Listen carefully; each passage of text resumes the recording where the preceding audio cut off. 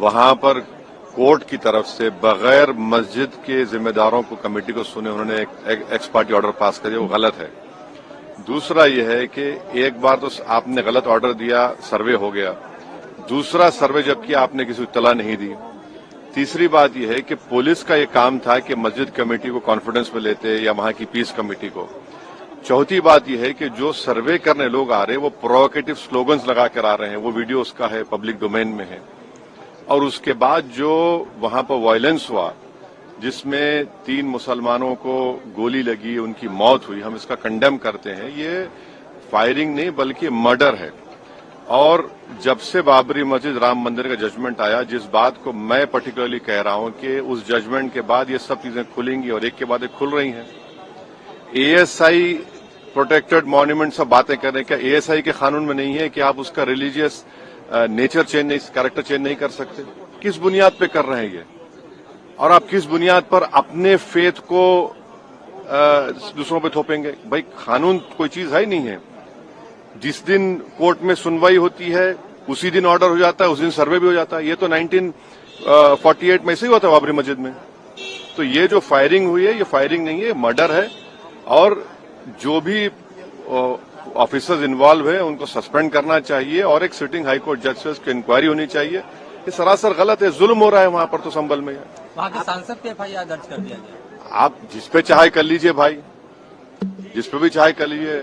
जज आप, जूरी आप, सब आप, तो बचेगा क्या फिर? अब सर जेपीसी में आप लोगों ने समय मांगा है, क्या कहेंगे? जी, जैसा अभी आपने हमारे डेलीगेशन तरफ से बोला गया है, मैं उसको रिपीट करना नहीं चाहता। मगर स्पीकर साहब ने बड़ी इत्मीनान से हमारी पूरी जितने मेंबर्स 11 नॉन बीजेपी एमपीज गए थे उनकी बात को सुना। वो बोले कि इसके ऊपर कंसिडर करेंगे और हमको उम्मीद है कि ऑनरेबल स्पीकर साहब इसका टेन्योर बढ़ाएंगे। क्योंकि आप देखिए बंगाल नहीं गई कमेटी, बिहार हम लोग नहीं गए, उत्तर प्रदेश में शिया वक्फ की प्रॉपर्टीज को हमने नहीं देखा। तो ऐसे कई, दिल्ली के मंत्री को बुलाना है, ऐसे कई स्टेट्स है जहां पर कमेटी को जाना चाहिए। वो स्टेक होल्डर्स हैं, उनकी बात को सुनना बहुत जरूरी है।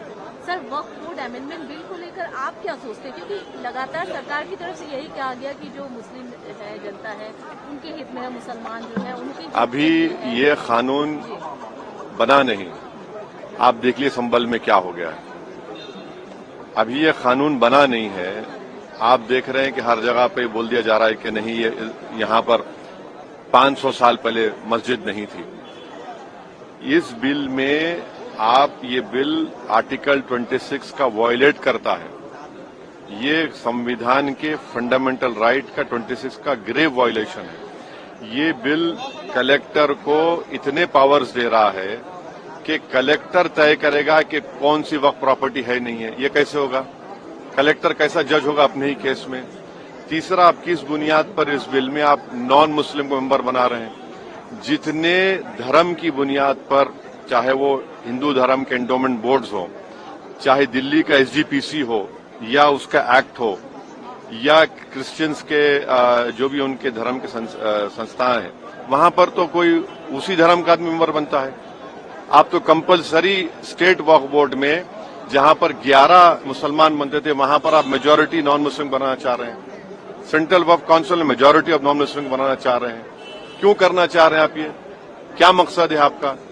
कलेक्टर को इतना पावर दे रहे हैं। तो ये आर्टिकल 26 का ग्रेव वायलेशन है और इसीलिए वक्फ को बचाने के लिए नहीं लाया जा रहा है। ये वक्फ को खत्म करने के लिए, और वक्फ बोर्ड को सिर्फ एक पोस्ट ऑफिस बना कर रखना चाह रहे हैं। तो जो वक्फ की प्रॉपर्टी है वो गवर्नमेंट की दी भी नहीं है, इसको मुसलमानों की गाड़े खून की कमाई है, तो आप उसको छीनना चाह रहे हैं। और उतना ही मकसद है सरकार का। आप देख रहे हैं संभल में क्या हो रहा है, ऐसे ही और वाकयात होते रहेंगे।